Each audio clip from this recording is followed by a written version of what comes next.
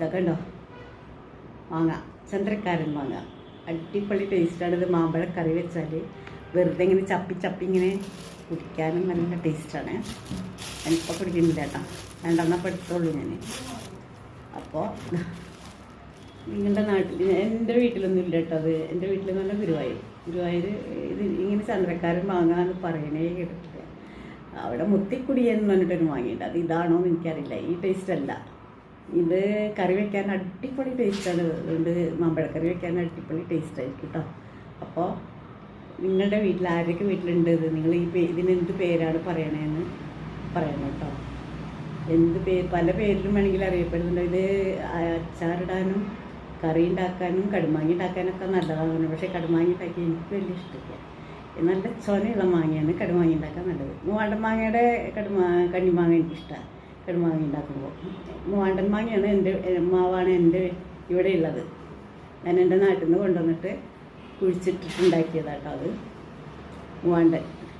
ഇതാണ് ചന്ദ്രക്കാരൻ മാങ്ങ. ചന്ദ്രക്കാരൻ. ഇതുകൊണ്ടാണ് നമ്മൾ മാമ്പഴക്കൂട്ടാൻ ഉണ്ടാക്കണം. നല്ല അടിപൊളി ടേസ്റ്റുള്ള മാമ്പഴക്കൂട്ടാൻ ഉണ്ടാക്കാൻ നമുക്കിതുകൊണ്ട്. അപ്പോൾ നിങ്ങൾക്ക് നിങ്ങളുടെ വീട്ടിൽ എന്തൊക്കെ പേരാണ് പറയുന്നത്, ഇതുകൊണ്ട് നിങ്ങൾ എന്താ ചെയ്യാറുള്ളത് കമൻറ്റ് ചെയ്യാൻ മറക്കരുത് കേട്ടോ. അപ്പോൾ ഇവിടെ ഞങ്ങൾ ഊണ് കഴിക്കാൻ പോവാണ്. ഇപ്പോൾ ചോറ്, ചിക്കൻ കറി ഉണ്ട്. ചിക്കൻ കറി അടിപൊളി. പിന്നെ നമ്മുടെ മാമ്പഴക്കൂട്ടാൻ, ആദ്യത്തെ മാമ്പഴക്കൂട്ടാനാണ് ഈ കൊല്ലത്തെ. ആർക്കൊക്കെ വേണം? ചന്ദ്രക്കാരൻ മാങ്ങ കൊണ്ടുള്ള അവനാണ് അവിടെ കൊത്തി സഹിക്കാൻ പറ്റില്ല. ചിക്കൻ്റെ മണത്തിട്ട് അവന് കൊടുക്കട്ടെ, എന്നിട്ട് ഞാൻ കഴിക്കുള്ളൂ.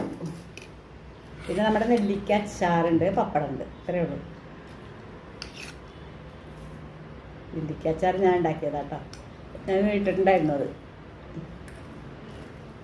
അപ്പം കഴിച്ചാലോ?